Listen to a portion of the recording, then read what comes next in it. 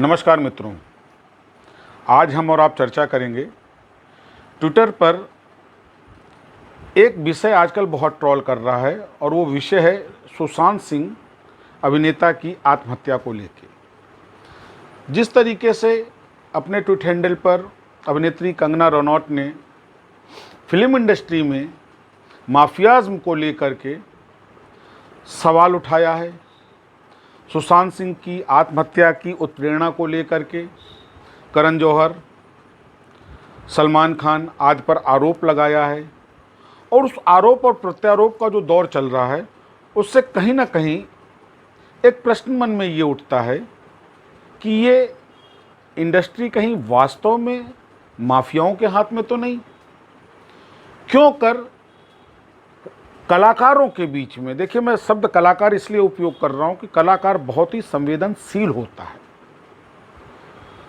नव विचारों का धारक होता है, वाहक होता है। उसकी सोच सामान्य सोच से कहीं ज़्यादा परे होती है। क्या ऐसे लोगों में भी प्रोफेशनलिज्म के चलते विकृतियां तो नहीं उत्पन्न हो रही हैं? और यहाँ ये भी एक प्रश्न उठता है कि जिस तरीके से फिल्मी अवार्डों को लेकर के बड़े मिथक समाज में व्याप्त हैं। मैं उस दिन इंडिया टीवी पर अक्षय कुमार का इंटरव्यू का रिपीटिशन देख रहा था, तो रजत जी ने एक बड़ा अच्छा सवाल अक्षय कुमार से किया कि आप इतने बड़े अभिनेता हैं, इतनी अच्छी अच्छी मूवी देते हैं, आपका जो है फिल्म जगत में एक नाम है, आज तक आपको अवार्ड क्यों नहीं मिला? तो उन्होंने एक बड़ी चुभती हुई बात कही थी कि मैं अवार्ड खरीदता नहीं हूं। कमोबेश यही बात कुछ वर्ष पूर्व गोविंदा ने भी कही थी। तो प्रश्न ये उठता है कि क्या ये अवार्ड प्रायोजित होते हैं? क्या ये विकृत होते हैं? क्या इन अवार्डों का वास्तविक कला से कोई लेना देना है अथवा नहीं? सेम प्रॉब्लम अब रिपीट कर रही है। अभी हाल में ही फिल्म फेयर अवार्ड के लिए, संभवतः फिल्म फेयर ही अवार्ड था, गली बॉय के एक गाने को अवार्ड दिया गया और उस गाने के शब्द थे, क्या घंटा लेके जाएगा। उसकी तुलना में केसरी का एक गाना था, तेरी मिट्टी में मिल जाऊंगा। दोनों के शब्दों में अंतर था, दोनों के रागों में अंतर था, दोनों की कंपोजिशन अलग थी, लेकिन अवार्ड मिला उस गाने को जिसमें कोई भी साहित्यिक समावेश नहीं था। तो ये कहीं फिल्म इंडस्ट्री के गिरते स्तर का तो द्योतक नहीं।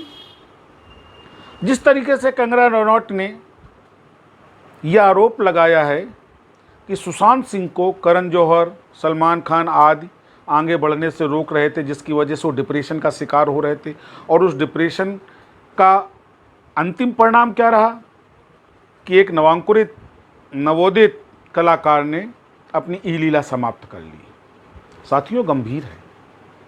कहीं हम ऐसे लोगों की पिक्चरें देख करके उनको बढ़ावा तो नहीं दे रहे?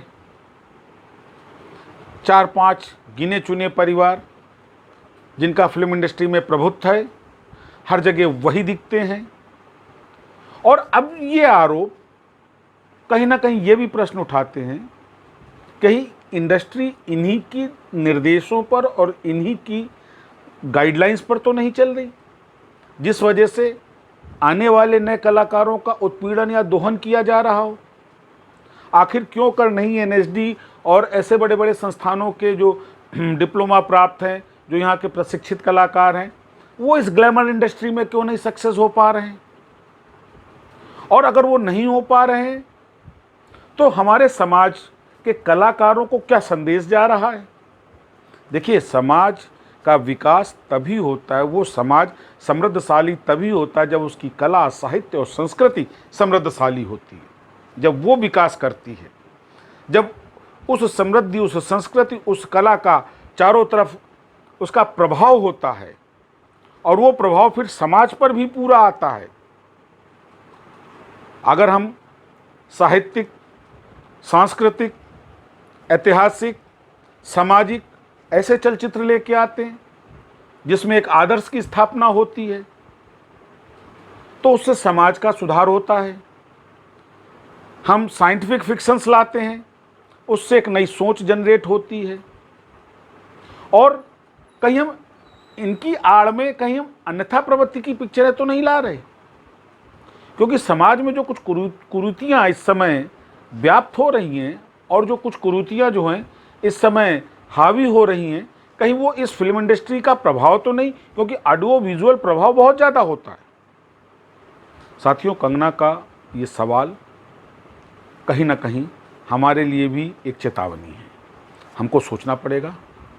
और मैं महाराष्ट्र सरकार से ये अनुरोध करता हूँ कि केवल ये सुशांत सिंह का मसला नहीं है, ये मसला उन सारे नए कलाकारों के लिए भी आवश्यक है जो कहीं ना कहीं, जैसे बहुत पहले एक वर्ड चलता था कास्टिंग काउच, कहीं ऐसा तो नहीं कि इस तरीके की कोई प्रवृत्ति अंदर ही अंदर फिल्म इंडस्ट्री में फैल रही हो, कहीं ऐसा तो नहीं कि कुछ स्थापित वास्तव में इन नए कलाकारों का शोषण कर रहे हों, जिससे हमारे देश की कला और कलाकार मरने के लिए बाध्य हो रहे हों।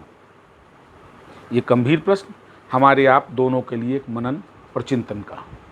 अगर आप मेरे विचारों से सहमत हों तो मेरा चैनल सब्सक्राइब करें और मुझे लाइक करें। नमस्कार।